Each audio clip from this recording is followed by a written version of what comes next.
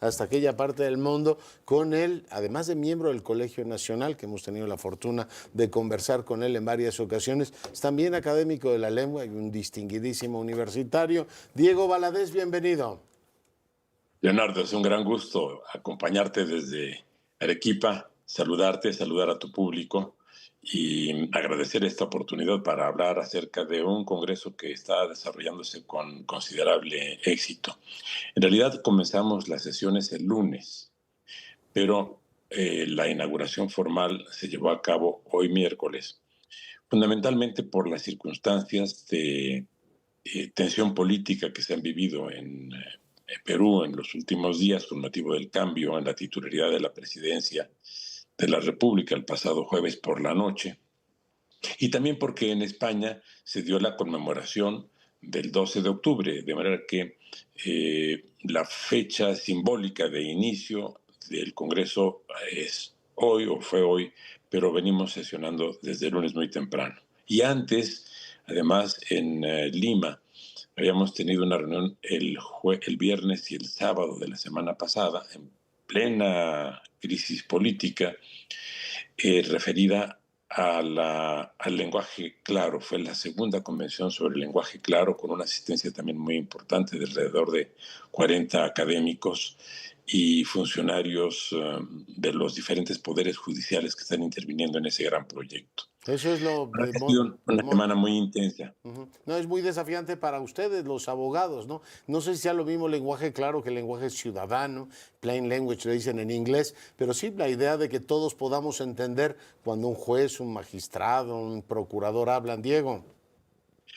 Bueno, estamos ampliando el espectro, el ámbito de interés sobre esto, porque no solamente se está planteando la necesidad de un lenguaje claro por lo que respecta al uso de la lengua por parte de las instituciones públicas, tanto las nacionales como las locales, las jurisdiccionales, las administrativas, las administrativas, vaya el gobierno, el Congreso y los órganos judiciales. También se está planteando promover una política de lenguaje claro en el ámbito privado, porque las relaciones son muy asimétricas entre las grandes corporaciones o incluso los prestadores de servicios normales y los clientes, los particulares.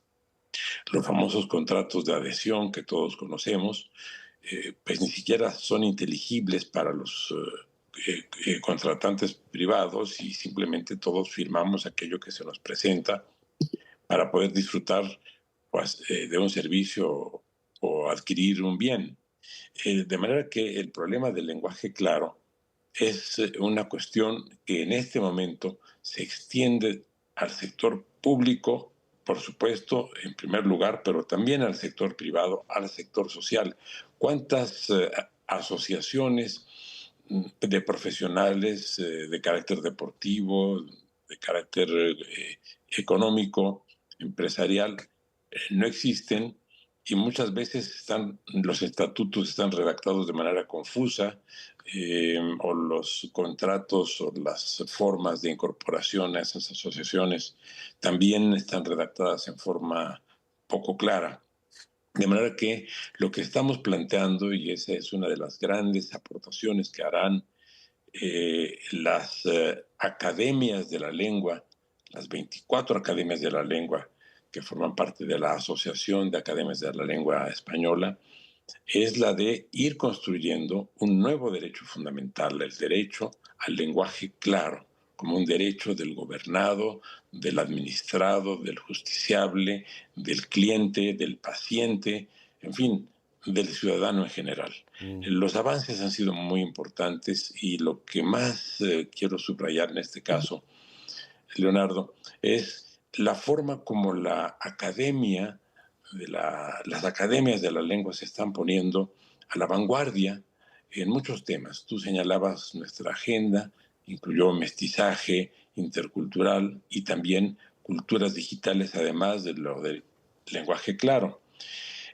Subrayo que la organización fundamentalmente ha recaído en la Real Academia Española y en las 24 academias de la lengua que existen en toda la América Española, en Estados Unidos, en Filipinas y en Guinea Ecuatorial. De manera que es una organización que incluye varios continentes, numerosas culturas, y todos estamos enlazados por esta comunidad lingüística que está resultando tan creativa. La nuestra, la academia, cumple 150 años. Hoy leía un periodista español, Diego, decía, ¿qué tendrá la lengua que todos la quieren? Sí, hasta en Estados Unidos el español, hablado por muchos millones, es muy valorado. En el lenguaje jurídico tenemos muchas, a mí me encanta oír a los colombianos hablar, país donde sé que te quieren y te reconocen mucho. Pues su Hay lenguaje buenos amigos. jurídico me resulta delicioso pero incomprensible. Hay muchas variaciones sobre institución, sobre cómo se nombran a las instituciones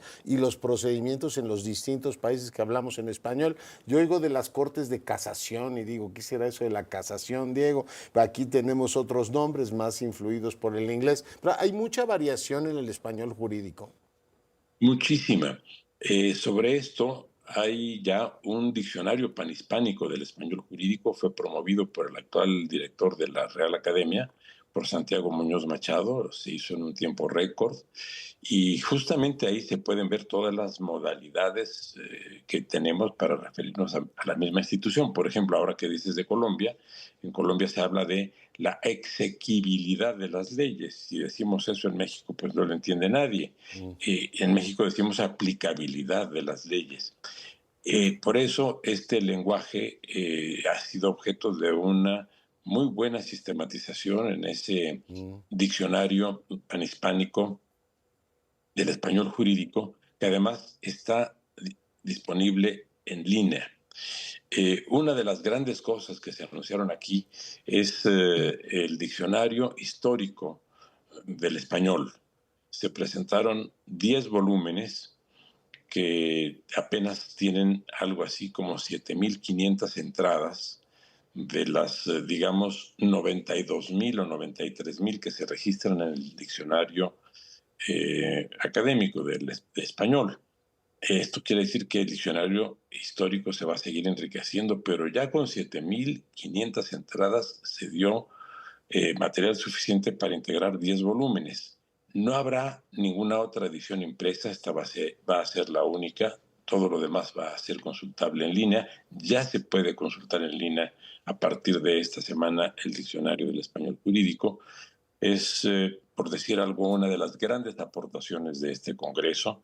Y la otra, por supuesto, pues es el reconocimiento, el homenaje que se ha hecho a Mario Vargas Llosa en su biblioteca, en su propia casa. El rey Arequipa. Felipe estuvo allí, es su casa natal. Ahí hemos celebrado sesiones de trabajo. Los arequipeños se sienten muy orgullosos, como nos sentimos todos los latinoamericanos, de Vargas Llosa.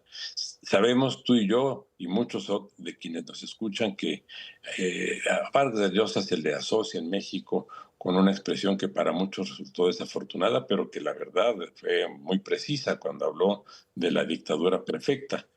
Eh, por otra parte, vale la pena también decirlo, Leonardo, estamos viviendo en circunstancias muy especiales en Perú, pero no se ha interrumpido la institucionalidad. El cambio de gobierno se produjo a la medianoche del jueves al viernes de la semana pasada, y el viernes por la mañana la convención a la que asistí estuvo sesionando con toda normalidad. Nos trasladamos a Arequipa sin ningún contratiempo, y aquí estamos más de 300 académicos de 24 países trabajando con mucha intensidad y con absoluta tranquilidad. Diego, los peruanos parecen los italianos de los 70, ¿no? Caen los gobiernos casi todos los días y bueno, se mantiene efectivamente esa institucionalidad. La Dina Boluarte, igual que el Congreso depuso a Pedro Castillo, aquí algunas personas la han interpretado eso como un golpe de Estado, pero es el relevo. Por cierto, le llaman vacancia, ¿no? Que también es una palabra muy bonita y lo llaman los peruanos. Pero bueno, así va variando y efectivamente está en Perú. Lo que te quería preguntar también es si la digamos, normalización y homologación del español en el Internet es un tema que compete a los académicos. Yo supongo que los buscadores, la inteligencia artificial, en algún momento irá a ver cómo llamamos a esto, ¿no? E ir efectivamente estableciendo, no sé si un canon, pero sí una palabra que domine cómo nos referimos. Por ejemplo, una expresión que aquí en México le llaman fake news y que lo traducimos, no lo traducimos, lo importamos directamente del inglés, en otras partes le llaman bulo, pero si uno le pregunta efectivamente a la computadora, oye, ¿cómo se dice fake news en español? Seguramente te va a decir algo así como bulo. Pero bueno, la pregunta es normalización y homologación del español en el Internet y el papel de la inteligencia artificial. Diego, ¿qué están pensando sobre eso? Sobre eso se ha discutido mucho, lo discutimos parcialmente o inicialmente en Lima, pero porque forma parte de los problemas que se plantean con motivo del lenguaje claro. Y también aquí, en cuanto al lenguaje claro, ya hay grandes avances en la utilización de la inteligencia artificial, por ejemplo, en materia jurisdiccional. Ayuda mucho ya una serie de procedimientos estrictamente digitalizados que se llevan a cabo en numerosos países. Algunos están más avanzados o muy avanzados. Chile, por ejemplo, es uno de ellos. Me refiero a países latinoamericanos. En cuanto a la utilización de instrumentos digitales o de alta tecnología informática, para conocer sobre todo precedentes y para sistematizar algunos criterios. Pero la tendencia es avanzar de una manera muy acelerada en ese sentido.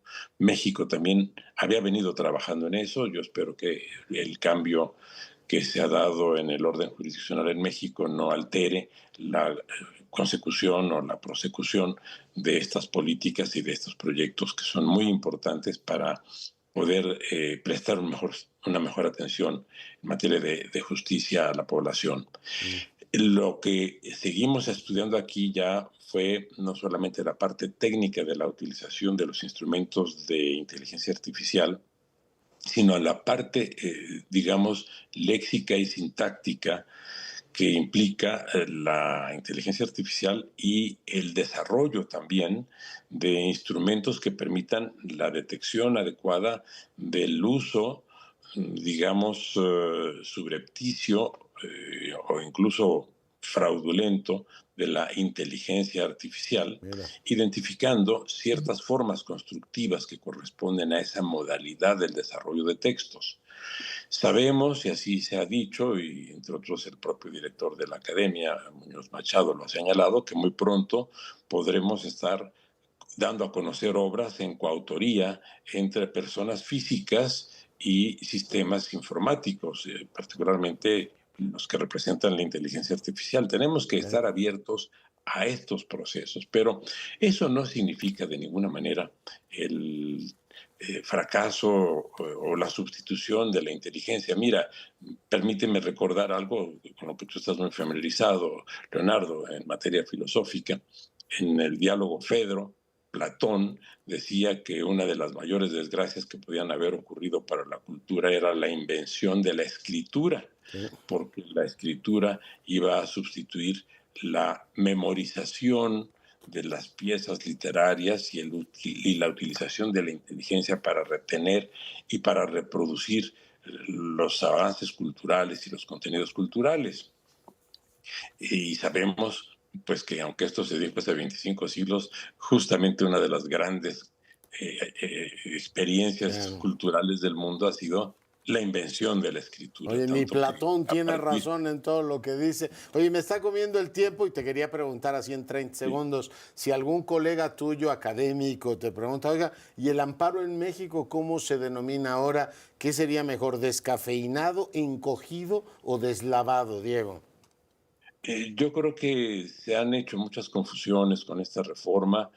Ha sido sobre todo impuesta de una manera muy abrupta, sin haber tomado opinión de los expertos, tanto de los académicos cuanto de los integrantes del foro. Y además, pues en el momento en el que se están inaugurando muchos jueces y muchos magistrados que no tienen trayectoria, ni formación, ni conocimiento, pero también desperdiciando la de la mitad de la judicatura anterior que Está. todavía subsiste.